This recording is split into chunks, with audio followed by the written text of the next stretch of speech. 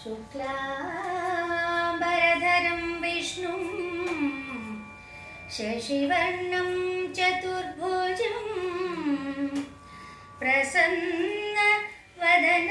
ध्यायेत् सर्वविघ्नोपशान्तये। गौरीभूषितवामाङ्गं चन्द्ररेखावतंसकं गजव्याघ्राजिनं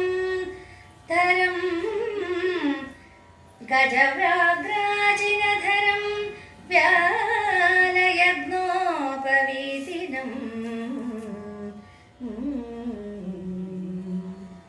मृत्युञ्जयं वामदेवं शङ्करं परमेश्वरं तत्त्वतन्त्रसुलीलाढ्यं महादेवं भजाम्यहम्।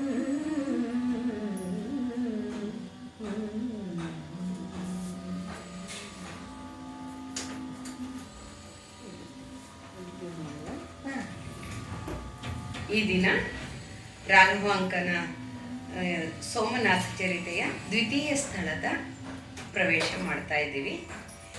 ಛಂದೋಬದ್ಧವಾಗಿ ರಚಿಸಿದ ಕಾವ್ಯವಿದು. ಸೋಮನಾಥನ ಸೌರಾಷ್ಟ್ರ ಸೋಮೇಶನ ಚರಿತ್ರೆಯನ್ನು ರಾಘವಾಂಕರು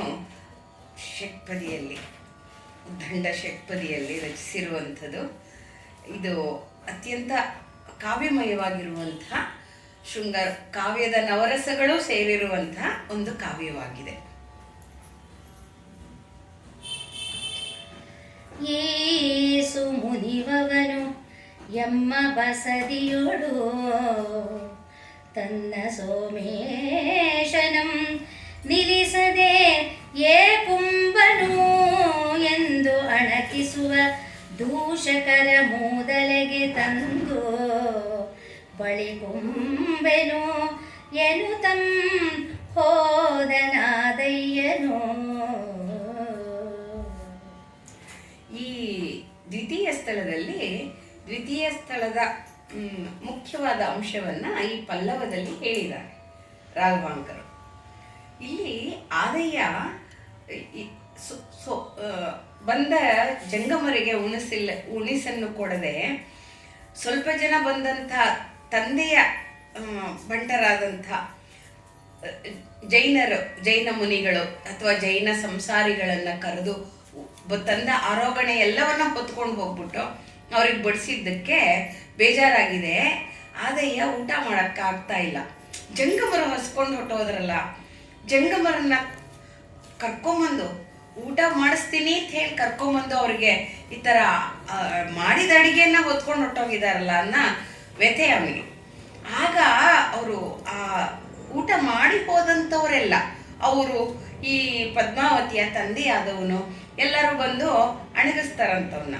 ಇಷ್ಟೊಂದು ನಮ್ಮ ಮೇಲೆ ಆಕ್ರೋಶ ಪಡೋನು, ಮುನಿಸು ಮಾಡ್ಕೊಳ್ಳೋನು, ತಗೊಂಬ ನಿನ್ನ ಸೋಮೇಶನನ್ನ ನಮ್ಮ ಬಸದಿಯಲ್ಲಿ ನಿಲ್ಲಿಸ್ಬಿಡು ಅಂತ ಹೇಳಿ.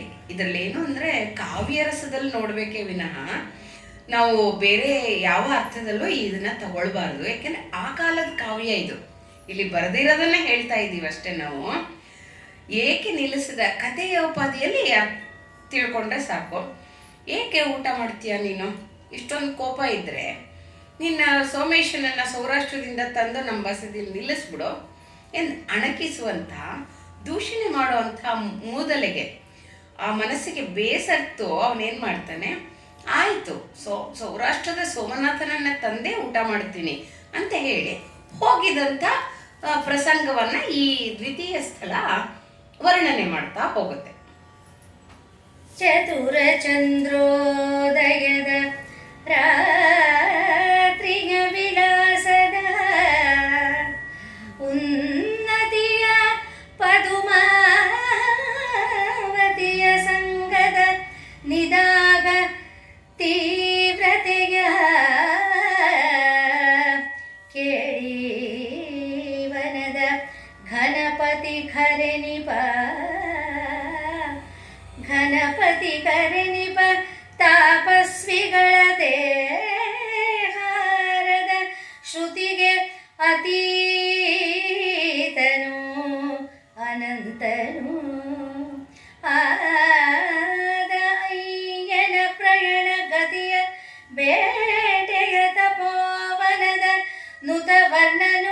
ಚಿತರಸದರ ಹಣಿಯನು ಚಿತ್ತೈಸಿ ಕೇಳುವುದು ಸದ್ಭಕ್ತ ಸಾಹಿತ್ಯರು ಚಿತ್ತೈಸಿ ಕೇಳುವುದು.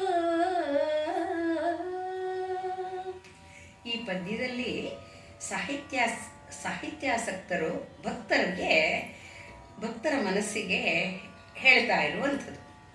ಅಂದರೆ ಪದ್ಮಾವತಿ ಆದಯ್ಯ ಇಬ್ಬರೂ ಚಂದ್ರೋದಯದ ರಾತ್ರಿಯಲ್ಲಿ ವಿಳಾಸದಲ್ಲಿದ್ದರು ಅವರಿಬ್ಬರು.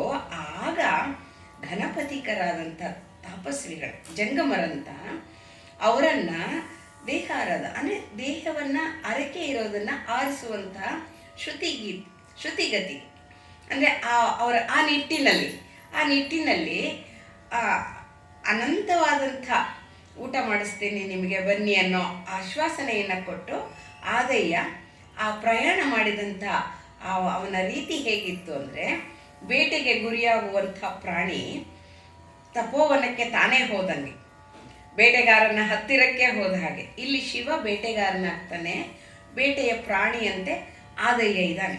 ಯಾಕೆಂದರೆ ಶಿವಭಕ್ತ ಗಣನಾಥನನ್ನು ತನ್ನ ಬಳಿಗೆ ಕರೆಸ್ಕೊಳ್ತಾ ಇದ್ದಾನೆ ಶಿವ ಅನ್ನುವಂತಹ ವರ್ಣನೆ ಉಚಿತವಾದ ರಸ ಯಾವುದು ಬೇಕೋ ಆ ರಹಸ್ಯವನ್ನು ನೀವು ಅರ್ಥ ಮಾಡ್ಕೋಬೇಕು. ಸಾಹಿತ್ಯಾಸಕ್ತರು ಸದ್ಭಕ್ತರು ಕೃಪೆಯಿಂದ ಸಹೃದಯರಾಗಿ ನನ್ನ ಕಾವ್ಯವನ್ನು ಕೇಳಬೇಕು ಅಂತ ಹೇಳಿ ರಾಘವಾಂಕರು ಹೇಳ್ತಾ ಇದ್ದಾರೆ. ಶ್ರೀ ಮೇದಿನಿ ವದನ ಮುಕುರ ಸೌರಾಷ್ಟ್ರಪತಿ ಸೋಮನಾಥನ ಕುವರದಾದಯ್ಯನು ಆದ ಅಯ್ಯನು ಸೋಮನಾಥನ ಸೌರಾಷ್ಟ್ರಪತಿ ಸೋಮನಾಥನ ಕುವರನು ಆದಯ್ಯನಾದ ಅಯ್ಯನು ಈ ಮಹಾತೆಂಕನಾಡಿಂಗೆ ಇದು ಉತ್ಕೃಷ್ಟವೆಂದೆನಿಪ ಪುಲಿಕರ ಪುರದೊಳು ಸಾಮರ್ಥ್ಯ ಪುರುಷ ಹರದತ್ಪರು ಅಲಬರುಂಟಿಲ್ಲಿ ಕಾಮಿತ ವ್ಯವಹಾರ ಕ್ರಯ ವಿಕ್ರಯ ಸ್ಥಾನ ನಾಮೆಲ್ಲರಂ ಹೋಗಿ ನೋಡುವಂ ಬನ್ನಿಂ ಎನೆ ಹರುಷದಿಂ ಬರುತ್ತಿರ್ದನು. ಶಿವನ ವದನ ಮುಕುರದಲ್ಲಿ ಅಂದರೆ ಈ ಭೂಮಿ ಅನ್ನೋದನ್ನ ಒಂದು ಕನ್ನಡಿಗೆ ಹೋಲಿಸ್ತಾ ಇದ್ದಾನೆ.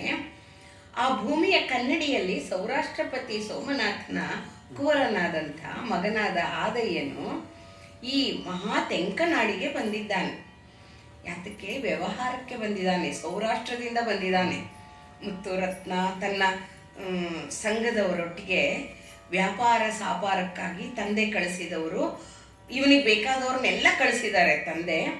ಅವ್ರ ಜೊತೆ ಬಂದಾಗ ಈ ಹುಲಿಗೆರೆ ಅತ್ಯಂತ ಉತ್ಕೃಷ್ಟವಾಗಿದೆಯಂತೆ. ಅಂದರೆ ಭೂದೇವಿಯ ಕನ್ನಡಿಯಾಗಿದೆ. ಇದ್ರೆ ಈ ಥರ ಇರಬೇಕು ಅನ್ನೋಂಥ ನಾಡಿದು. ಇಲ್ಲಿ ಸಾಮರ್ಥ್ಯ ಪುರುಷರಿಗಿರ್ಬೇಕಾದಂಥ ಸಾಮರ್ಥ್ಯ ದರ್ಪ ಇರೋರು ತುಂಬ ಜನ ಇರಬಹುದಿಲ್ಲಿ. ಆದರೆ ಕಾಮಿತ ವ್ಯವಹಾರ ಕ್ರಯ ವಿಕ್ರಯ ಸ್ಥಾನ ಮಾರುಕಟ್ಟೆಯನ್ನು ನಾವೆಲ್ಲರೂ ಹೋಗಿ ನೋಡ್ಕೊಂಡು ಬರೋಣ ಬನ್ನಿ ಅಂತ ತನ್ನ ಸಂಗಡಿಗರಿಗೆ ಹೇಳಿ ಹರ್ಷದಿಂದ ಬರ್ತಾ ಇದ್ದಾನೆ ಆದಯ್ಯ. ಏಕೆಂದರೆ ಈ ಮಹಾ ತೆಂಕನಾಡಿಗೆ ಇದೇ ಉತ್ಕೃಷ್ಟವಾದ್ದು, ರಾಜಧಾನಿಯೋಪಾದಿಯಲ್ಲಿ ಹೊಳಿತಾ ಇರೋವಂಥ ಹುಲಿಗೆರೆ ಅನ್ನುವ ಅರ್ಥದಲ್ಲಿ ಇದನ್ನು ಬಳಸ್ತಾ ಇದ್ದಾರೆ. ಏಕೆಂದರೆ ಅವರು ಅಧ್ಯಯನ ಮಾಡಬೇಕು ಮಾರುಕಟ್ಟೆಯ ಸ್ಥಿತಿಗತಿಗಳನ್ನು. ಮಾರುಕಟ್ಟೆಯಲ್ಲಿ ಕೊಳ್ಳು ಕೊಡು ವ್ಯಾಪಾರಗಳು ಹೇಗೆ ನಡೆಯುತ್ತೆ ಅನ್ನೋದನ್ನು ಮಾಡಬೇಕು. ಫಸ್ಟ್ ನೋಡ್ಕೊಂಬರೋಣ ಬನ್ನಿ, ಹೋಗಿ ನೋಡುವ ಒಂದ್ಸಲಿ. ಇವ್ರಿ ಸುಮ್ಮನೆ ಕೂತಿದ್ರೆ ಆಗಲ್ಲ ಅನ್ನುವ ರೀತಿಯಲ್ಲಿ ತಮ್ಮ ಡೇರೆಗಳನ್ನೆಲ್ಲ ಹಾಕ್ಕೊಂಡು ಊರ ಹೊರಗೆ ಅವರು ಎಲ್ಲರೂ ಹೊರಟರು. ಇತ್ತಲೂರೊಳಗೆ ಪದ್ಮಾವತಿಯ ವಾಮ ಭುಜಕ್ಕೆ ಎತ್ತೆ ಸುರ ಹೊನ್ನೆ ಬಸದಿಯ ದಡಿ ಗಜಿನ ನಡುವೆತ್ತಿ ಬಿರಿವಂತ ತಾಗೆ ಸೌರಾಷ್ಟ್ರ ಸೋಮನಾಥಂ ಪಯಣ ಉದ್ಯೋಗಿಸೆ ಕತ್ತಲೆಯ ಮನೆಯೊಳಗೆ ಸೊಡರು ಕರಿವಿಂಡೊಡು ಮೃಗೋತ್ತಮಂ ಪೊಗುವಂತೆ ನಗರಿಯಂ ಪೊಗುತಂದು ಚಿತ್ತಜ ಬಹಳ ಬಳಾಹಕಶ್ವಸನ ಹೋಜೇಶ ಲಿಂಗವ ಕಂಡನು ಆದಯ್ಯನು.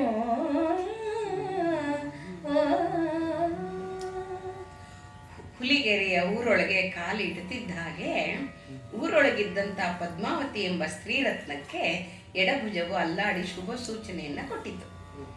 ಅದೇ ಅಶುಭ ಸೂಚನೆಯಾಗಿ ಸುರಹೊನ್ನೆಯ ಬಸದಿ ಅನ್ನುವುದರಲ್ಲಿದ್ದಂಥ ಜಿನಮೂರ್ತಿಯ ನಡುನೆತ್ತಿ ಬಿರಿದು ಹೋಗುವಂತೆ ಆದಾಗ, ಯಾಕೆಂದರೆ ಯಾವುದೋ ಒಂದು ಅಹಿತಕರ ಘಟನೆ, ನನ್ನನ್ನು ರೀಪ್ಲೇಸ್ ಮಾಡುವಂಥ ಘಟನೆ, ಸ್ಥಳಾಂತರ ಮಾಡುವಂಥ ಘಟನೆ ನಡೀಬಹುದು ಅಂತ ಹೇಳಿ ಆ ಜಿನಮೂರ್ತಿಗೂ ಅನ್ನಿಸಿದಂತೆ ರಾಘವಾಂಕರು ಅನುಭವಿಸಿದ್ದಾರೆ.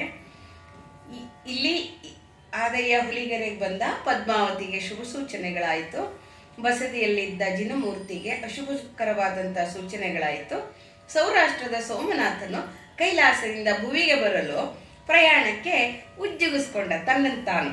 ಯಾಕೆಂದರೆ ಆದಯ್ಯಂಗೆ ಗಣನಾಥ ಹೋಗಿ ಹುಟ್ಟಬೇಕಾದ್ರೆ ಮಾತು ಕೊಟ್ಟಿರ್ತಾನೆ, ಸ್ವಾಮಿ ನೀ ಎಲ್ಲಿ ಹೋದರೂ ನಾನು ನಿನ್ನ ಕಾಪಾಡ್ತೀನಿ, ನಿನ್ನ ಹಿಂಬಾಲಿಸಿ ಬರ್ತೀನಿ, ನಾನು ನಿನ್ನ ಎಲ್ಲ ಇದಕ್ಕೂ ನಾನು ಪರಿಹಾರ ಕೊಡ್ತೀನಿ ಅನ್ನುವ ರೀತಿಯಲ್ಲಿ. ಅದು ಹೇಗಿತ್ತು ಅಂತ ಹೇಳಿದ್ರೆ, ಕತ್ತಲೆಯ ಮನೆಗೆ ದೀಪ ಬಂದಂತಾಯಿತು. ಆನೆ ಹಿಂಡಿನಲ್ಲಿ ಮೃಗೋತ್ತಮ ಸಿಂಹ ಬಂದಂತೆ. ಆನೆಗಳೆಲ್ಲ ಇದ್ರೂ ಸಿಂಹ ಬಂದ ತಕ್ಷಣ ಜಾಗ ಬಿಟ್ಬಿಡುತ್ತವಲ್ಲ, ಹಾಗೆ ಆದಯ್ಯ ಕೂಡ ಉಳಿದವರೆಲ್ಲ ಒಂದು ಪಂಥದಲ್ಲಾದರೆ ಇವನು ಟಿವಿಯಿಂದ ಸಿಂಹದೋಪಾದಿಯಲ್ಲಿ ಆ ನಗರಿಯನ್ನು ಹೊಕ್ಕ ಅಂದು ಮನ್ಮಥನ ಮೋಡ ಬಂದ ಹಾಗೆ, ಅಂದರೆ ಅಷ್ಟು ಮನ್ಮಥಾಕಾರನಾಗಿದ್ದಂಥ ಬಳಾಕ ಅಂತ ಹೇಳಿದ್ರೆ ಮೋಡ, ಚಿತ್ತ ಬಳಾಕ ಅಂದರೆ ಎಲ್ಲರ ಚಿತ್ತವನ್ನು ಸೆಳೆಯುವಂಥ ಒಟ್ಟು ಮನ್ಮಥಾಕಾರನಾಗಿದ್ದಂಥ ಆದಯ್ಯ ಓಜೇಶ ಲಿಂಗವ ಅಂದರೆ ತೇಜೋಭರಿತವಾದಂಥ ಲಿಂಗವನ್ನು ಕಂಡನು ಆದಯ್ಯನು. ಅಲ್ಲಿ ಲಿಂಗವೊಂದನ್ನು ಕಾಣ್ತಾ ಇದ್ದಾನೆ. ಹರ್ಷದಿಂದ ಆ ಶಿವಾಲಯಕ್ಕೆ ಹೋಗುವಂಥ ಕಾರ್ಯವನ್ನು ಮಾಡಬೇಕು ಅಂತ ಅನ್ಕೋತಿದ್ದಾನೆ. ಮುಂದಕ್ಕೆ ಹರುಷದಿಂದ ಅಲ್ಲಿ ಬೀಡಾರವಂ ಬಿಟ್ಟು ಪುರಹರನ ಶಂಕರನ ಶಶಿಧರನ ಶುಭಕರನನು ಅನವರತ ಪೂಜಾ ಸುಖವನಪ್ಪಿ ಪಾದೋದಕವನು ಆಧರಿಸಿ ಧನ್ಯನಾಗಿ ಪರಮ ಪ್ರಸಾದ ಸಂತುಷ್ಟತೆಗನೈದೆ ನಿಜ ಪರಿಜನಂ ಬೆರೆಸಿ ಸುಖಗೋಷ್ಠಿಯಿಂದಿರಲು ಜೈನರ ಭಾಗ್ಯ ಕಡೆಗಾಣ್ಬದೆರದಿಂದೆ ಹಗಲು ಕಡೆಗಂಡುದು ವರ್ಣಿಸುವೆನೋ. ಹರ್ಷದಿಂದ ಆ ಶಿವಾಲಯದಲ್ಲಿ ತಮ್ಮ ಬೀಡನ್ನೆಲ್ಲ ಬಿಟ್ಕೊಂಡ್ರು ಇವರು. ಅಂದರೆ ಎಲ್ಲ ಜನರು ಅಲ್ಲಿ ಸೇರಿದ್ರು, ಬಿಡಾರಗಳನ್ನ ಹೂಡ್ಕೊಂಡ್ರು. ಯಾಕೆಂದರೆ ತುಂಬ ಒಂದು ದಂಡೆ ಇತ್ತು ಜೊತೆಯಲ್ಲಿ, ಬೇಕಾದವ್ರನ್ನೆಲ್ಲ ತಂದೆ ಕಳಿಸಿದ್ರು. ಪುರಹರನ ಶಂಕರನ ಶಶಿಧರನ ಆ ಶುಭಕರವಾದಂಥ ಆ ದೇವಸ್ಥಾನದ ಪವಿತ್ರ ವಾತಾವರಣದಲ್ಲಿ ಶಿವನ ಸನ್ನಿಧಾನವನ್ನು ಅನುಭವಿಸ್ತಾ ಅಲ್ಲಿ ತನ್ನ ಶಿವನನ್ನು, ತಾನು ಪೂಜೆಗೈಯುವ ಶಿವನನ್ನು ಇಟ್ಟು ಅಲ್ಲಿ ಪೂಜೆ ಮಾಡತಿ ಸುಖಪಟ್ಟನಂತೆ ಶಿವನ ಪಾದೋದಕವನ್ನು ಸೇವಿಸುತ್ತಾ ಧನ್ಯನಾಗಿ ನೈವೇದ್ಯದ ಪರಮಪ್ರಸಾದ ಅಷ್ಟೊತ್ತಿಗಾಗಿರುತ್ತೆ, ಬಾಣಸಿಗರನ್ನೆಲ್ಲ ಕಳಿಸಿರ್ತಾರೆ ತಂದೆ ಹೊಂದಿ ತನ್ನ ನಿಜವಾದ ಪರಿಜನರನ್ನು ಪೂರ್ತಿಯಾಗಿ ಎಲ್ಲರೂ ಸೇರಿ ಊಟವನ್ನು ಮಾಡಿ ಸುಖವಾಗಿದ್ದಾಗ ಶಿವದ್ವೇಷಿಗಳಾದಂಥ ಸ್ವಲ್ಪ ಜನ ಅದು ಜೈನರು ಅನ್ನ ಹೇಳಿ ಬರೆದಿದ್ದಾರೆ. ಭಾಗ್ಯ ಇವತ್ತಿಗೆ ಮುಗಿದು ಹೋಯ್ತೇನೋ, ಅಂದರೆ ಇನ್ನು ಶಿವನ ಗಣಗಳು ಭೂತಗಣಗಳು ಬಂದಂತೆ ಆಗಿದೆ ಅನ್ನುವ ರೀತಿಯಲ್ಲಿ ಅವ್ರಿಗೆ ಅನ್ನುವ ರೀತಿಯಲ್ಲಿ ಹಗಲು ಮುಗೀತು, ರಾತ್ರಿ ಕಾಲಿಡ್ತು ಅನ್ನೋ ಉಪಮಾನವನ್ನ ಕೊಡ್ತಾ ಇದ್ದಾರೆ ರಾಘವಾಂಕರು. ಅಂದರೆ ಒಬ್ಬರಿಗೆ ಹಗಲಾದಾಗ ಇನ್ನೊಬ್ಬರಿಗೆ ರಾತ್ರಿ ಆಗುತ್ತೆ, ಒಬ್ಬರಿಗೆ ಹಗಲು ಹಾಗೆ ಇದ್ದಾಗ ಹಗಲು ರಾತ್ರಿಗಳ ಮಧ್ಯದ ಸಂಧಿಕಾಲವನ್ನ ಕನ್ಯೆಗೆ ಹೋಲಿಸುತ್ತಾ, ಅಪರೂಪದ ಹೋಲಿಕೆಗಳಿದೆಲ್ಲ, ನಾವು ಕೇಳೇ ಇದಂಥದ್ದು. ಕನ್ಯೆಗೆ ಹೋಲಿಸುತ್ತಾ ಮುಳುಗುವ ಸೂರ್ಯನನ್ನ ಮಾಣಿಕ್ಯದ ದೀಪದಂತೆಯೂ ನೀವಾಳಿಸಲೆಂದು ಸಮುದ್ರ ತವಕ ಪಡುತ್ತಿದೆ ಎಂಬುದು ಕವಿ ಸಮಯವಾಗಿ ಇಲ್ಲಿ ಕಾಣಿಸಿಕೊಂಡಿದೆ. ದಿನರಾತ್ರಿಗಳನ್ನು ಆಳೆದು ಭೂಮಿಯ ಅಂಚಿನಲ್ಲಿ ನೆಡಲು ಹವಳದೊಂದು ಸಾಲನ್ನು ನೆಟ್ಟಿದ ರೀತಿಯಲ್ಲಿ ಪ್ರಕೃತಿ ನೆಟ್ಟಿದ್ದಾಳೇನೋ ಅನ್ನುವ ಹಾಗೆ ಬೆಳಗು ಲತೆಯಂತೆ ಬಳ್ಳಿಯೋಪಾದಿಯಲ್ಲಿ ಬೆಳೆದು ಅದರ ಕುಡಿಯಲ್ಲಿ ಸೂರ್ಯ ಪಕ್ವವಾದ ಹಣ್ಣಿನಂತೆ ಕಾಣಿಸ್ತಾ ಇದ್ದಾನಂತೆ. ಹಣ್ಣಿನಂತೆ ಕಾಣಿಸ್ತಾ ಇದ್ದಾನೆ. ಪಶ್ಚಿಮ ದಿಕ್ಕಿಲ್ಲಿ ಪಶ್ಚಿಮದ ಅಂಗಲಿಯ ಮುಂದಲಿಯ ಚೂಡಾಮಣಿಯೋಪಾದಿಯಲ್ಲಿ ಚಂದ್ರ ಕಾಣಿಸ್ತಾ ಇದ್ದಾನೆ. ಇವನು ಸೂರ್ಯ ಮುಳುಗುವ ಸೂರ್ಯ ಕೆಂಪಾಗಿ ಪಕ್ವ ಫಲದಂತೆ ಆ ಬೆಳಕಿನ ಬಳ್ಳಿಯಲ್ಲಿ ಹಣ್ಣಿನಂತೆ ಕಾಣಿಸ್ತಾ ಇದ್ರೆ, ಚಂದ್ರ ಪಶ್ಚಿಮ ದಿಕ್ಕಿನ ಅಂಗನೆಯ ಸ್ತ್ರೀಯ ಮುಂದಲೆಯ ಚೂಡಾಮಣಿಯೋಪಾದಿಯಲ್ಲಿ ಹೊಳಿತಾ ಇದ್ದಾನಂತೆ. ಎರಡೂ ಕಡೆಯಲ್ಲಿ ಸೂರ್ಯ ಮತ್ತೆ ಚಂದ್ರ ಎರಡನ್ನೂ ಒಟ್ಟಿಗೆ ಕಾಣ್ತಾ ಇರೋದು ಕವಿ ಸಮಯದಲ್ಲಿ ಈ ಅದ್ಭುತವಾದಂಥ ಹೋಲಿಕೆಯನ್ನ ಕೊಟ್ಟಿದ್ದಾರೆ.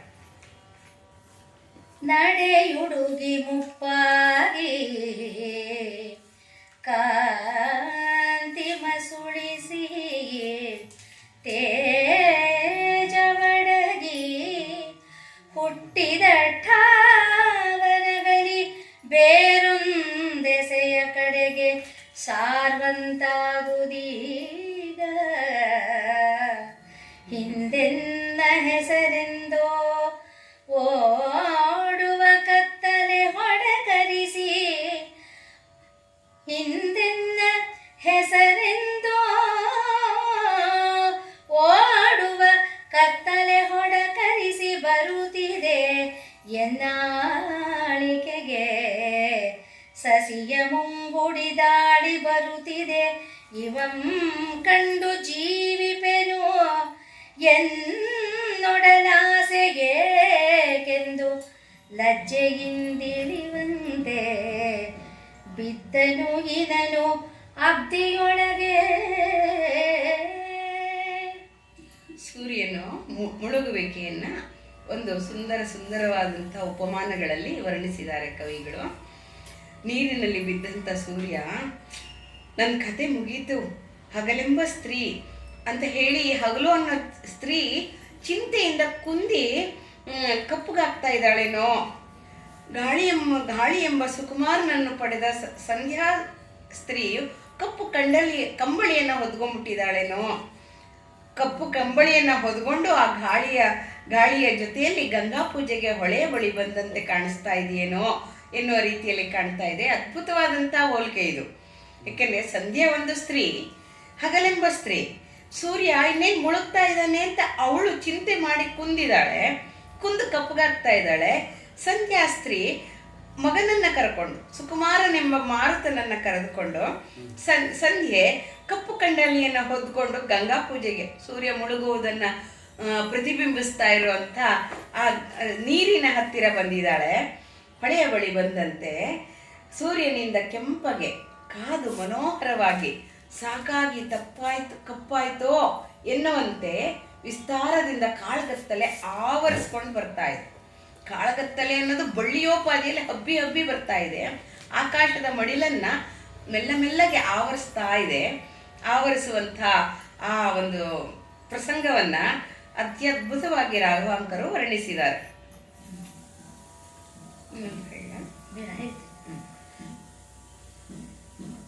ಇದು ಪುರದ್ವಾರದಿಂ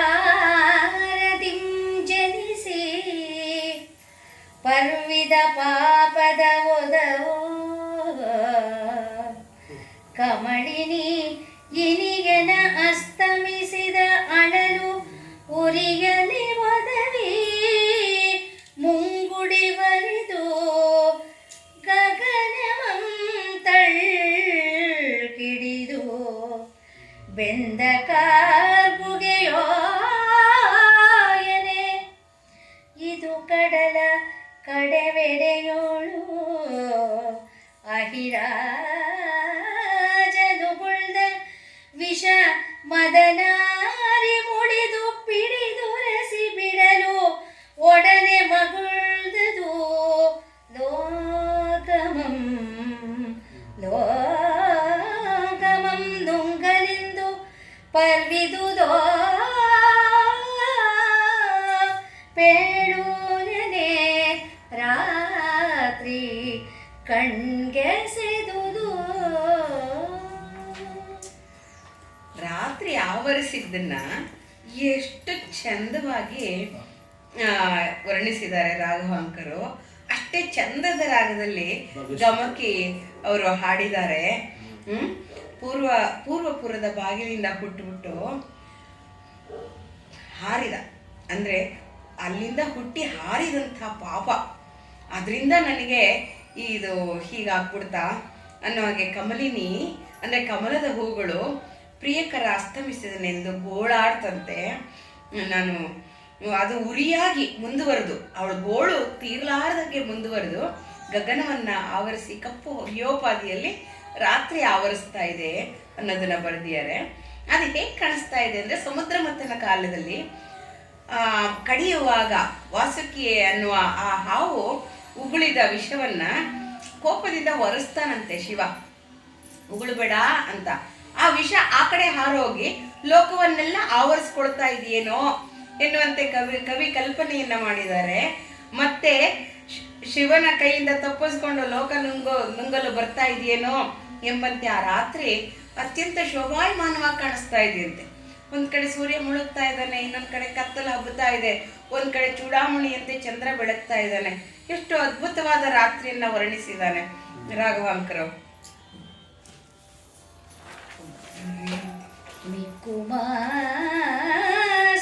ಬೆಳಗು ಕೆಂಪಡದ್ದ ಮುಗಿಲು ತಲೆಯಿಕ್ಕುವ ಅಭುಜಂ ನಗುವ ಕುಮುದ ನೆರೆಗೆಡುವ ಅಭುದಿ ತೆಕ್ಕೆಗಿಂದಗಲ್ಲ ಚಕ್ರಂ ಹೂವನರಸುವ ಅಳಿ ಒಂದೊಂದು ನೆಗೆವತಾರೆ ಹಕ್ಕೆಗೈದುವ ಮೃಗಂ ಮೊರೆವ ಮರುತಂ ಕೊಟಾರಕ್ಕೆ ಹಾರುವ ಹಕ್ಕಿ ಬಿಲುವ ಇವ ಮದನ ಬಿಲುವ ಇವ ಮದನನ ಊಟಕ್ಕೆ ಬಯಸುವ ಚಕೋರಂ ನಲಿವ ಜಾಣೆಯರು ಸಂಜೆಯಲಿ ರಂಜಿಸಿದರು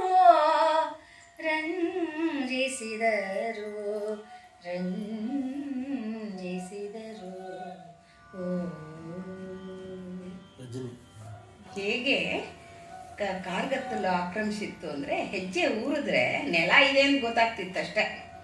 ತಲೆ ಎತ್ತಿ ನೋಡಿದ್ರೆ ಆ ಆಕಾಶದಲ್ಲಿ ಎತ್ತೆತ್ತಲೆಂದು ಏನೂ ಕಾಣದೇ ಇರೋ ಹಾಗೆ ಕೈ ಎತ್ತೆ ಸೋಕದೊಡೆ, ಒಬ್ರಿಗೊಬ್ರು ಕೈ ಎತ್ತಿದ್ರೆ ಕಾಣ್ತಾ ಇರಲಿಲ್ವಂತೆ.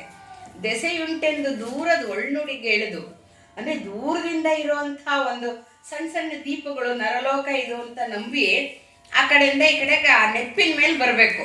ಪೂರ್ವ ಪಶ್ಚಿಮ ದಕ್ಷಿಣೋತ್ತರಗಳು ಎಂಬುದು ವಿಧಾತ್ರನು ಆದೊಡಂ ಅರಿಯನ ಆಗದೇ ಇಲ್ಲ, ವಿಧಾತನಿಗೂ ಆಗಲ್ಲ. ಯಾವುದು ಪೂರ್ವವೋ, ಯಾವುದು ಪಶ್ಚಿಮವೋ, ಯಾವುದು ಉತ್ತರವೋ, ಯಾವುದು ದಕ್ಷಿಣವೋ ದಿಕ್ಕು ಕಾಣದಂಥ ಕತ್ತಲ ಆವರಿಸಿದೆ. ಅವಾಗೆಲ್ಲ ಸ್ಟ್ರೀಟ್ ಲೈಟ್ಸ್ ಎಲ್ಲ ಇರಲಿಲ್ವಲ್ಲ, ಹಾಗಾಗಿ ನಮಗೆ ಆ ಕಲ್ಪನೆ ಬರೋದು ಬಹಳ ಕಷ್ಟ. ಹಳ್ಳಿ ಕಡೆ ಲೈಟ್ ಇಲ್ದಾಗ ನೋಡಿದ್ರೆ ಗೊತ್ತಾಗತ್ತೆ ಇದು. ಆಗ ಮಿಂಚುಳುಗಳು ಬರ್ತಾ ಇರುತ್ತವಲ್ಲಿ, ಆ ಯಾರ್ದೋ ಮನೆಯಲ್ಲಿ ದೂರದಲ್ಲಿ ಕಾಣಿಸ್ತಾ ಇರುತ್ತೆ ಬೆಳಕು. ಅದು ನಮಗೆ ಅಲ್ಲಿ ಮನೆ ಇರಬಹುದು, ದೇವಸ್ಥಾನದ ಬೆಳಕಿರುತ್ತೆ, ಇಲ್ಲಿ ದೇವಸ್ಥಾನ ಇದೆ ಅಂತ ಗೊತ್ತಾಗತ್ತಲ್ಲ. ಹಾಗೆ ಕಾಣ್ತಾ ಇದೆ ಆದಯ್ಯ ಮತ್ತೆ ಅವನ ಪರಿವಾರ ಜನಕ್ಕೆ. ಈ ಘೋರಾಂಧಕಾರ ಜನಗಳಿದೆಯೋ ಇಲ್ವೋ ಅನ್ನೋಷ್ಟು ಗೊತ್ತಾಗದಂಗೆ ಅಖಿಲ ಲೋಕವನ್ನ ಆವರಿಸುವಷ್ಟು ಭಯಂಕರವಾದ ಕತ್ತಲಿತ್ತಂತಲ್ಲಿ. ಆಗ ಮಾಸಿ ಹೋದ ಬೆಳಕು, ಕೆಂಪಡರ್ದ ಮುಗಿಲು, ಒಂದು ಕಡೆ ಇನ್ನೂ ಕೆಂಪದು ಇದೆ, ಆದರೂ ಕತ್ತಲೆ ಬಂದಿದೆ. ತಲೆ ಇಕ್ಕುವ ಅಭುಜಂ ನಗುವ ಕುಮುದ, ಅಂದರೆ ಚಂದ್ರನನ್ನ ನೋಡಿ ಅರಳುವಂತಹ ನೈದಿಲೆ ತಲೆ ಇಡ್ತಾ ಇದೆಯಂತೆ, ಮೆಲ್ಲಗೆ ಅರಳಕ್ಕೆ ತಯಾರಾಗಿದೆಯಂತೆ. ನೆಲೆಗಡುವ ಬುದಿ ತೆಕ್ಕೆಯಿಂದ ಅಗಲ್ವ ಚಕ್ರಂ, ಚಕ್ರವಾಕ ಪಕ್ಷಿಗಳು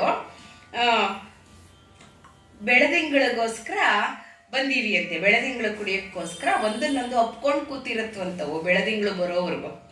ಆ ಒಂದರ ತೆಕ್ಕೆಯಿಂದ ಒಂದೊಂದು ಅಗಲಿ ಬೆಳದಿಂಗಳನ್ನ ಪಾನ ಮಾಡಬೇಕವು, ಅದೇ ಅವುಗಳ ಆಹಾರ. ಅದಕ್ಕೆ ಈಚೆ ಬಂದುವಂತೆ, ಹೂವು ಅರಸುವಂತೆ, ಅಂದರೆ ಹೂವು ಒಂದೊಂದನ್ನೇ ಎರಚಿದ ಹಾಗೆ ಆಕಾಶಕ್ಕೆ ತಾರೆಗಳು ನೆಗೆದು ಕಾಣಿಸ್ತಾ ಇತ್ತಂತೆ. ಆ ಹಕ್ಕಿ ಪಕ್ಷಿಗಳು ಬೇಗ ಬೇಗ ಕತ್ತಲಾಗ್ಬಿಡುತ್ತಲ್ಲ ಅನ್ನುವ ಕಾರಣದಿಂದ ತಮ್ಮ ಕೊಠಾರಕ್ಕೆ, ಅಂದರೆ ಗೂಡಿಗೆ ಹಾರುವ ಹಕ್ಕಿಗಳು. ಬಿಲವಯ್ಯುವ ಮದನ, ಹಕ್ಕಿ ನೋಟಕ್ಕೆ ಬಯಸುವ ಚಕೋರಂ, ಅಂದರೆ ಹಕ್ಕಿಗಳೆಲ್ಲ ಹೋದ್ಮೇಲೆ ಬಿಲ್ಲನ್ನು ಹಿಡ್ಕೊಂಡು ಮನ್ಮಥ ಬಂದಿದ್ದಾನೆ. ನೋಟಕ್ಕೆ ಬಯಸುವ ಚಕೋರಂ ಅಂದರೆ ಊಟಕ್ಕೆ ಬಯಸುವ ಚಕೋರ, ಅಂದರೆ ಬೆಳದಿಂಗಳ ಆಹಾರವನ್ನು ಸೇವಿಸ ಬಯಸುವಂಥ ಚಕೋರಗಳಂತೆ ಅಲ್ಲಿ ನಲಿವ ಜಾರಿಯರು. ಕೆಂಪು ದೀಪದ ಓಣಿ ಇದೆ ಅಂತೆ ಅಲ್ಲಿ. ಆ ಜಾರೆಯರು ಅಂದರೆ ವಿಟಪುರುಷರನ್ನ ರಂಜಿಸೋಲು ಇರ್ತಕ್ಕಂಥ ಜಾರೆಯರು ಅಲ್ಲಿ ರಂಜಿಸ್ತಾ ಇದ್ದಾರೆ. ಆ ಕಾಲದ ವೇಶ್ಯ ಪದ್ಧತಿಯನ್ನ ಈ ಕಾಲಕ್ಕೆ ಹೋಲಿಸ್ಕೊಳ್ಳೋಕ್ಕಾಗಲ್ಲ. ಅವರೆಲ್ಲ ಅತ್ಯಂತ ವಿದ್ಯಾವತಿಯರು, ಅತ್ಯಂತ ಸುಸಂಸ್ಕೃತರು, ಅತ್ಯಂತ ಭವನಗಳಲ್ಲಿ ವಾಸಿಸುವಂಥವರು, ಆ ಥರ ರಾಣಿವಾಸದಲ್ಲಿದ್ದಂಗೆ ಇರುವಂಥವರು. ಅಂದರೆ ನೃತ್ಯ, ಸಂಗೀತ, ಗೀತ, ವಾದ್ಯ ಗೋಷ್ಠಿಗಳಲ್ಲಿ ಪರಿಣಿತರಾದವರು, ಸುಸಂಸ್ಕೃತರಾದಂಥವ್ರು. ಜಾರಿಯರು ಅಂದರೆ ವೇಶ್ಯರು ಅಂತ ಅರ್ಥ ಮಾಡ್ಕೋಬಾರ್ದು. ಅವರು ವಿದ್ಯಾವತಿಯರಾಗಿ ತಮಗೆ ಬೇಕಾದ ಸಂಗಾತಿಗಳನ್ನು ಆರಿಸುವಂತಹ ಸ್ವಯಂ ಪ್ರಭೆಯನ್ನು ಉಳ್ಳವರು. ಈ ಬೇರೆಯವರ ಆಶ್ರಯ ಇಲ್ಲದೆ ತಮ್ಮ ಬದುಕನ್ನು ನೇರವಾಗಿ ಇಟ್ಟುಕೊಳ್ಳುವಂಥವರು. ಆ ಥರ ಅಲ್ಲಿ ರಂಜಿಸ್ತಾ ಇದ್ರಂತೆ. ಅಲ್ಲಿಗೆ ಈ ನಮ್ಮ ಆದಯ್ಯ ಮತ್ತು ಅವನ ಸಂಗಡಿಗರು ಹೋಗ್ತಾ ಇದ್ದಾರೆ ಅಲ್ಲಿಗೆ. ಮನಸಿ ಜನ ಬಡಿಕೋಲೋ ಶಿವ ಸೂಡಿದ ಅರ್ಧ ಚಂದ್ರನ ಭಾಗವೋ, ಮನಸಿ ಜನ ಬಡಿಕೋಲೋ ಶಿವ ಸೂಡಿದ ಅರ್ಧ ಚಂದ್ರನ ಭಾಗವೋ, ರಾಹು ತೋಡಿ ತಿಂದುಳಿದ ಮಿಕ್ಕನಿತೋ ವಿಯೋಗಿಗಳು ವಿರಹವಾದಿಯೊಳು ಕೆಡೆವಾಗಲು ಉರುಗಿದ್ದ ಕೋಲೋ, ಘನತಾರ ಆಕಾಶಕೇಶನ ಕೈಯ ಪಾತ್ರೆಯೋ, ವಿನುತ ಪಡುವಣ ದಿಶಾಂಗನೆಯ ಮುಂದಲೆಯ ಮುತ್ತಿನ ಹೆರೆಯೋ ಎಂದು ಅರ್ಧ ಚಂದ್ರನಂ ಬಣ್ಣಿಸುವೊಡೆ ಅರಿದು ಕಾವ್ಯಂಗಳೊಳಗೆ.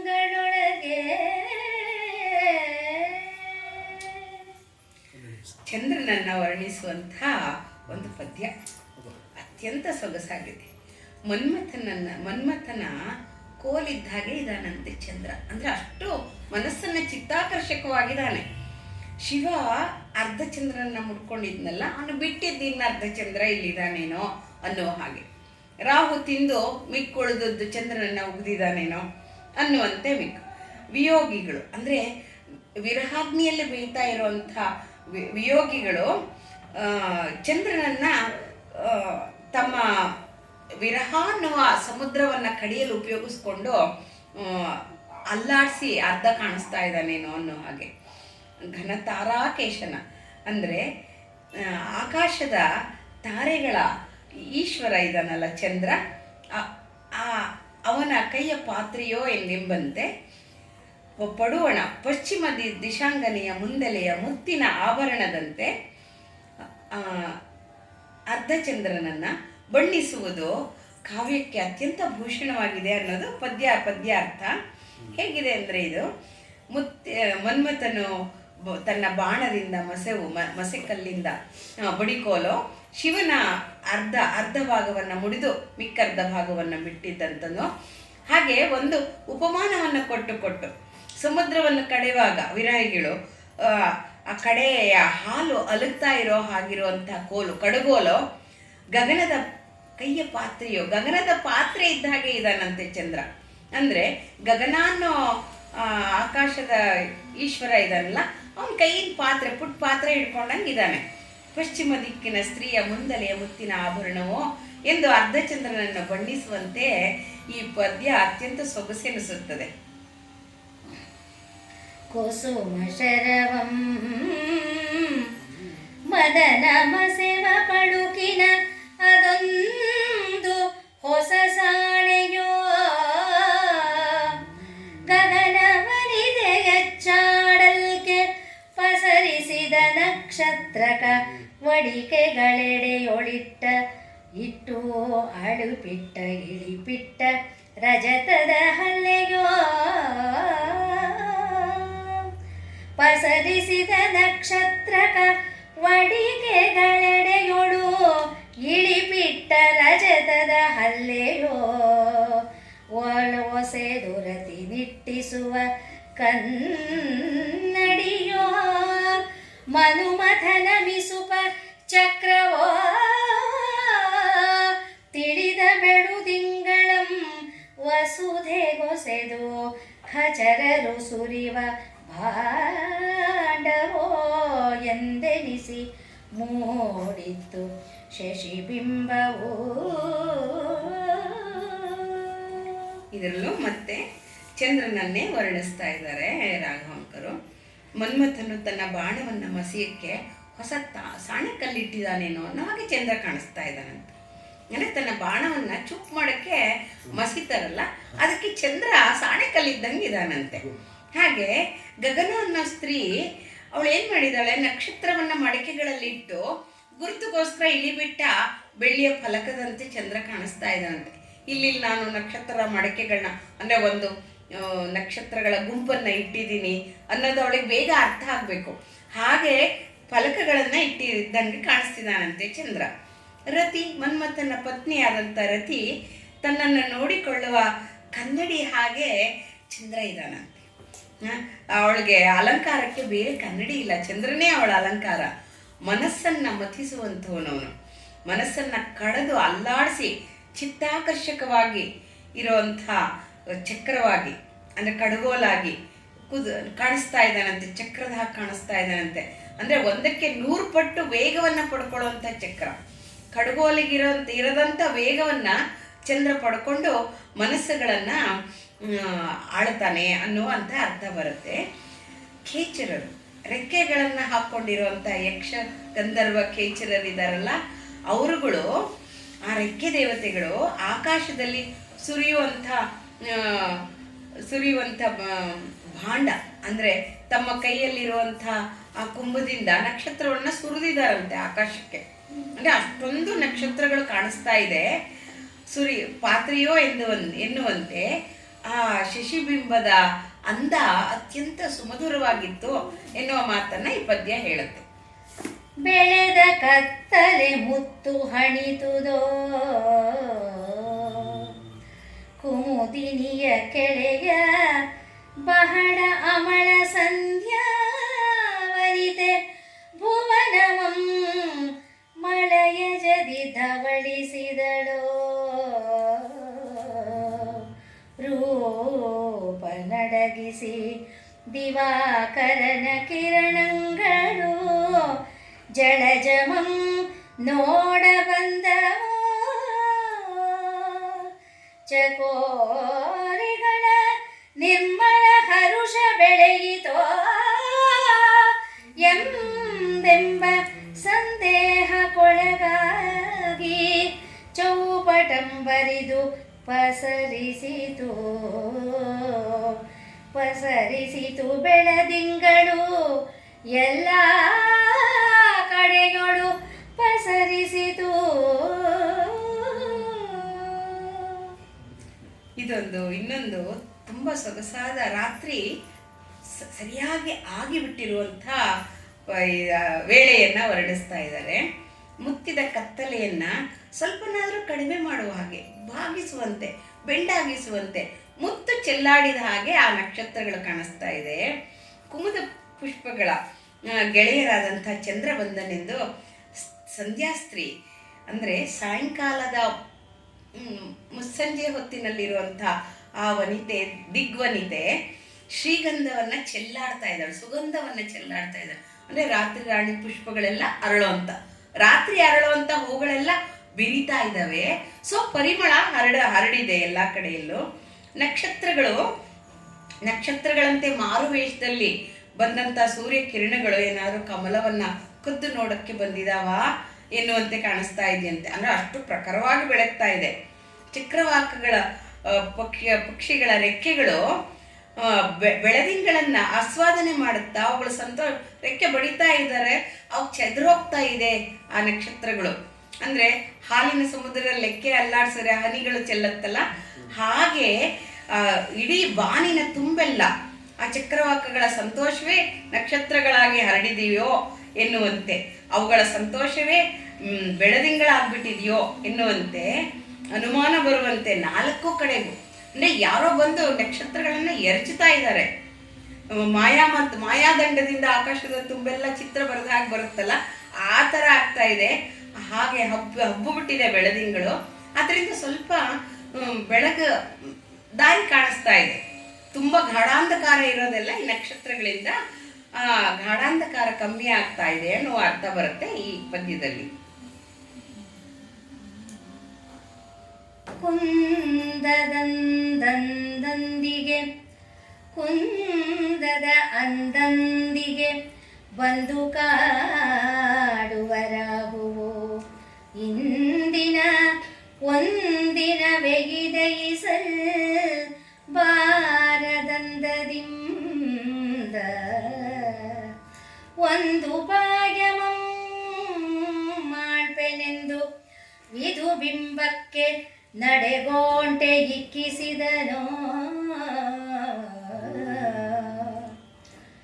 ಸಂದ ಬೆಳದಿಂಗಳೆಂಬ ಅಮೃತಾಭುನಿಧಿಯನು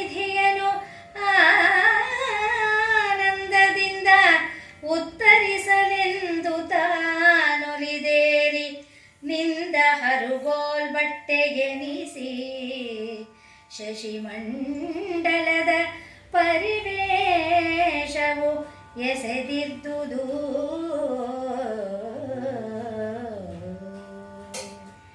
ಇನ್ನೊಂದು ಉಪಮಾನ ಸಹಿತವಾದಂಥ ರಾತ್ರಿಯನ್ನು ವರ್ಣಿಸುವ ಪದ್ಯ.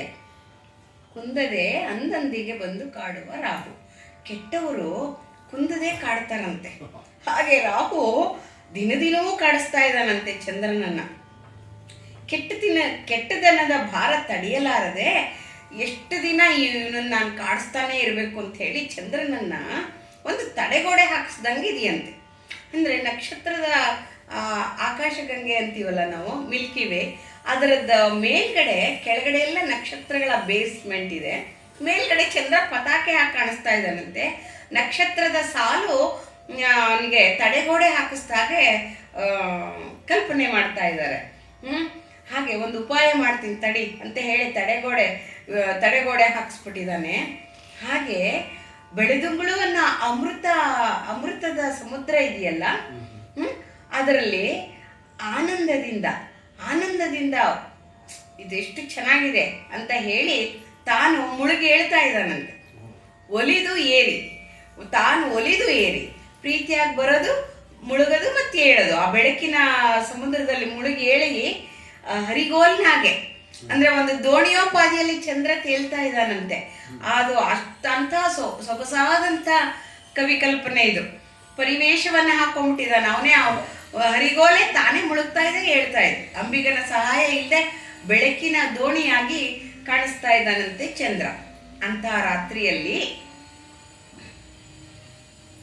ಹರಿವುತ್ತಿದೆ ತಿಮಿರ, ಮೈ ಮರೆವುತ್ತಿದೆ, ಬೆಳದಿಂಗಳು ಉರವಣಿಸುತ್ತಿದೆ ವನಧಿ,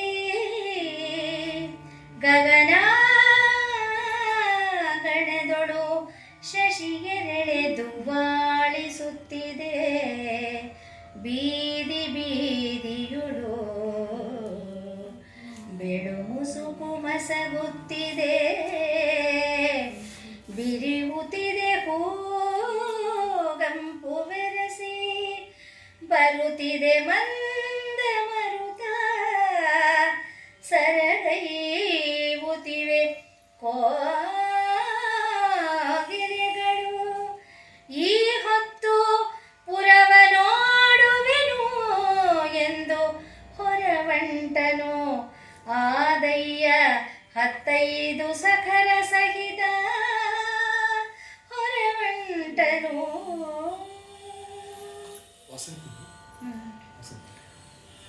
ಅಂಧಕಾರ ನಾಶವಾಗಿ ಬೆಳಗ್ತಾ ಇದೆ ಬೆಳದಿಂಗಳು. ಅಂಧಕಾರವನ್ನು ಸ್ವಲ್ಪ ಮಟ್ಟಿಗೆ ಕಡಿಮೆ ಮಾಡಿದೆ. ಸಮುದ್ರದ ಉಬ್ಬರ ಹೆಚ್ಚುತ್ತಿದೆ. ಗಗನಾಂಗಣದಲ್ಲಿ ಶಶಿ ಅರಳ್ತಾ ಇದ್ದಾನಂತೆ. ಅಂದರೆ ದೊಡ್ಡ ದೊಡ್ಡದಾಗಿ ಕಾಣಿಸ್ತಾ ಇದ್ದಾನೆ. ದುವ್ವಾಳಿಸುತ್ತೆ, ಬೀದಿ ಬೀದಿಯೊಳು ಬೆಳಕು ಮಸುಕುತ್ತಿದೆ. ಅಂದರೆ ಅಂಧಕಾರವನ್ನು ಬಿಡಿಸಾಕಿ ಬೀದಿ ಬೀದಿಯೆಲ್ಲ ಕಾಣಿಸ್ತಾ ಇದೆ ಅಂತೆ. ಅಂದರೆ ದಾರಿ ಕಾಣಿಸ್ತಾ ಇದೆ. ಹೂಗಂಪು ಅಂದರೆ ತಾನೇ ಬಿರಿತಾ ಇರೋ ರಾತ್ರಿಯ ಅರಳ್ತಾ ಇರೋ ಈ ಮಲ್ಲಿಗೆಗಳು ಎಲ್ಲ ಅರಳತ್ತೆ ನೋಡಿ. ಅದು ಪಾರಿಜಾತವಾಗಲಿ ಎಲ್ಲವೂ ತುಂಬ ಕಂಪು ಬೀರುತ್ತೆ. ರಾತ್ರಿ ಹೊತ್ತು ಬಂದರೆ ಬೀದಿ ಬೀದಿಯೆಲ್ಲ ಕಂಪು ಬರ್ತಾ ಇದೆ, ಅಲ್ಲೇ ಹಾಗೆ ಇದೆ. ಅದನ್ನು ಮಂದ ಮಾರುತ್ತಾ ಹರಡ್ತಾ ಇದೆ. ಸರಗೈಯುತ್ತಿದೆ ಕೋಗಿಲೆಗಳು. ಇದು ಒಂದು ಗೊತ್ತಿಲ್ಲದ್ದು, ಬಟ್ ಅಲ್ಲಿ ಕೋಗಿಲೆಗಳು ಕೂಗ್ತಾ ಇದೆ ಅಂತ ಅರ್ಥ ಮಾಡ್ಕೋಬೋದು. ಈ ಹೊತ್ತಿನಲ್ಲಿ ಈ ಪುರವನ್ನು ನೋಡ್ಬಿಡ್ತೀನಿ ನಾನು. ಸ್ವಲ್ಪ ಅಂಧಕಾರ ಕಡಿಮೆ ಆಗ್ತಾ ಇದೆ, ಇಷ್ಟೊಂದು ಚೆನ್ನಾಗಿದೆ ಬೆಳಗು ಅಂತ ಹೇಳಿ ಯಾದಯ್ಯ ಏನು ಮಾಡ್ತಾನೆ, 15 ಆಪ್ತ ಜನರನ್ನು ಕರ್ಕೊಂಡು, ಆಪ್ತ ಮಿತ್ರರನ್ನು ಕರ್ಕೊಂಡು ಆ ಕಡೆಗೆ ಹೊರಡ್ತಾ ಇದ್ದಾನೆ. ಆ ಬೀದಿಗೆ ಎಲ್ಲಿ ಜಾರಿಯರು ವೇಶ್ಯಾಸ್ತ್ರೀಯರು ಬರ್ತಾ ಇದ್ದಾರೋ ಅಲ್ಲಿ ಹೊರಟಿದ್ದಾನೆ ಆದಯ್ಯ. ತೋರಹಾರದ ಜಡವಟಿಗೆಯ ಪದಕದ ಬಾಹುಪೂರಯದ ತೊಳಗುವಡು, ಮಾಣಿಕದ ಕರ್ಣಪೂರದ ಮಹಾಮುದ್ರಿಕೆಗಳ ಮಣಿಮಯ ಕಟಕ, ಮೆರೆವ ಸರ್ವಾಭರಣದ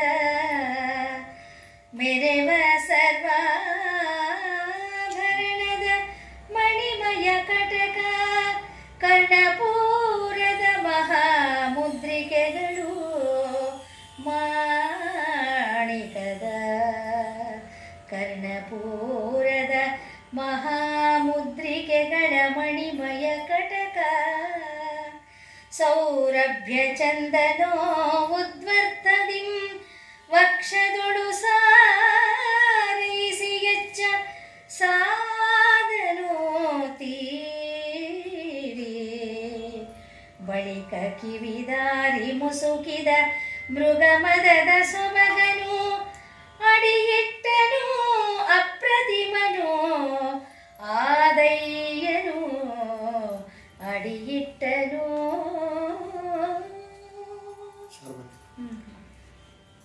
ಮುತ್ತಿನ ಹಾರ, ಅದಕ್ಕೆ ಜಾಲರಿಯಂಥ ಪದಕದ ಜೋಮಾಲೆಯನ್ನು ಹಾಕ್ಕೊಂಡಿದ್ದಾನೆ. ಭುಜಕೀರ್ತಿಗಳನ್ನು ಧರಿಸಿದ್ದಾನೆ. ಮಾಣಿಕ್ಯದ ವಜ್ರ ಮಾಣಿಕ್ಯಗಳಿಂದ ಹಾಕುವಂಥ ತನ್ನ ಭುಜದ ವಿಶಾಲತೆಯನ್ನು ತೋರುವ ಹಾಗೆ, ಬೆಳಗುವ ಹಾಗೆ ಮಾಣಿಕ್ಯ ಭುಜಕೀರ್ತಿಗಳನ್ನು ಹಾಕ್ಕೊಂಡಿದ್ದಾನೆ ಮಾಣಿಕ್ಯದ.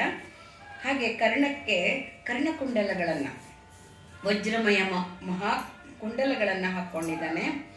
ಆಮೇಲೆ ಮಹಾಮುದ್ರಿಕೆಗಳು ಅಂದರೆ ಎಲ್ಲಿ ಎಲ್ಲಿ ಧರಿಸಬಹುದು ಪುರುಷರು ಅಂತಂತ ಅಲ್ಲಿ ಅಲ್ಲಿ ಎಲ್ಲ ಅತ್ಯಂತ ಶೋಭಾಯಮಾನವಾಗಿರುವ ಚಿನ್ನ, ರತ್ನ, ವಜ್ರ, ವೈಢೂರ್ಯಗಳ ಸರ್ವಾಭರಣವನ್ನು ಧರಿಸಿದ್ದಾನೆ.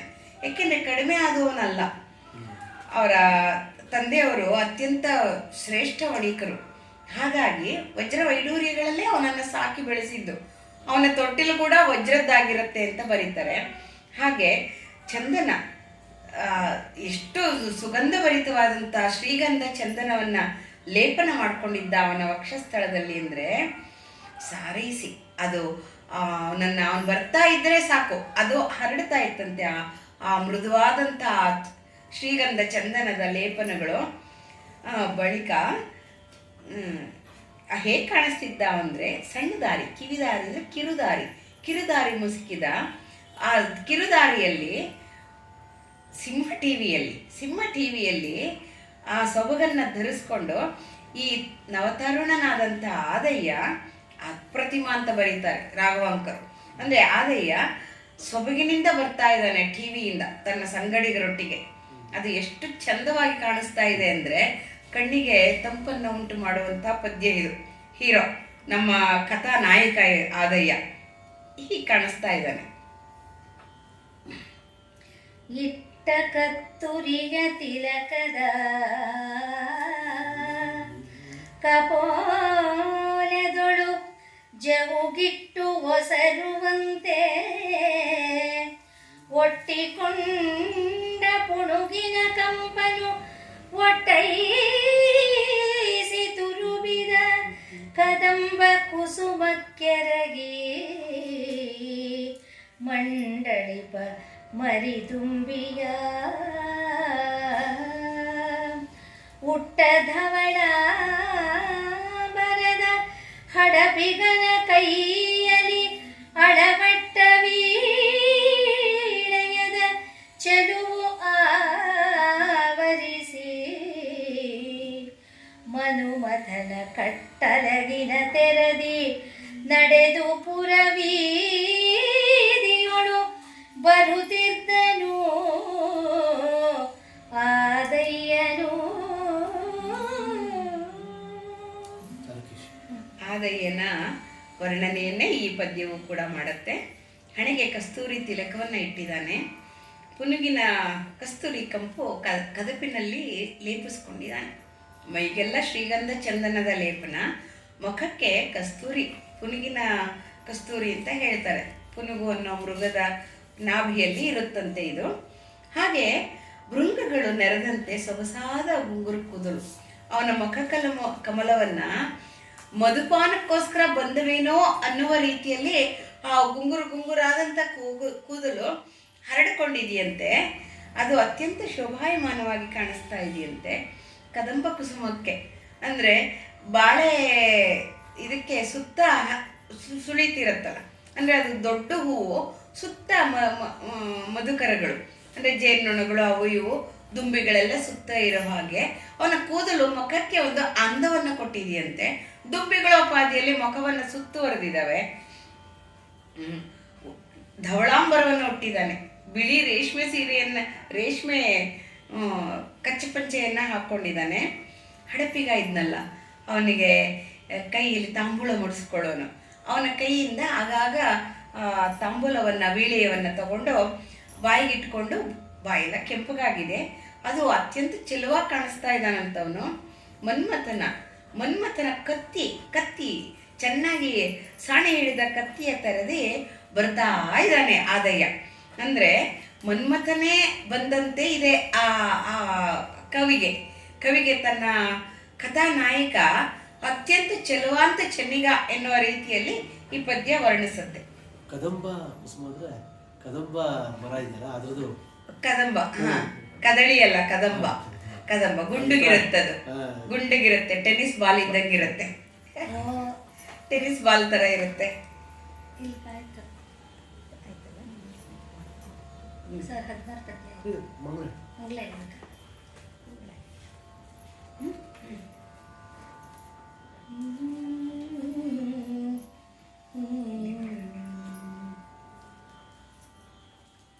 ಸ್ನುತಕಾಯ ಜಿತಮಾಯ ಪುರಮಥನ ವರ ಕಥನ ಧೃತ ಸೋಮ ಚಿರಲಿಂಗವರ ಸಂಗ ಶ್ರುತಿ ದೂರ ಮತಿಸಾರ ಗಿರಿಜೇಶ ಸ್ಮರನಾಶ ದುರಿತಹರ ಕರುಣಾಕರ प्रतिरहित गति निहित शरण जय भरण जय वितत गण चतुर गण सुरराज वर तेज सिद्धिगणने अति बड़ने शರಣಾಗೋ ಗುರುಮೂರ್ತಿ ಪುಲಿಗೆರೆಯ ಸೋಮೇಶ್ವರ ಕಾಯೇನ ವಾಚ ಮನಸೇಂದ್ರಿಯೈವ ಬುದ್ಧ್ಯಾತ್ಮನಾ ವಾ ಪ್ರಕೃತೆ ಸ್ವಭಾವ ಕರೋಮಿ ಯದ್ಯತ್ ಸಕಲಂ ಪರಸ್ಮೈ ಶ್ರೀಮನ್ನಾರಾಯಣಾಯೇತಿ ಶ್ರೀ ಮಹಾದೇವಾಯ ಸಮರ್ಪಯಾಮಿ.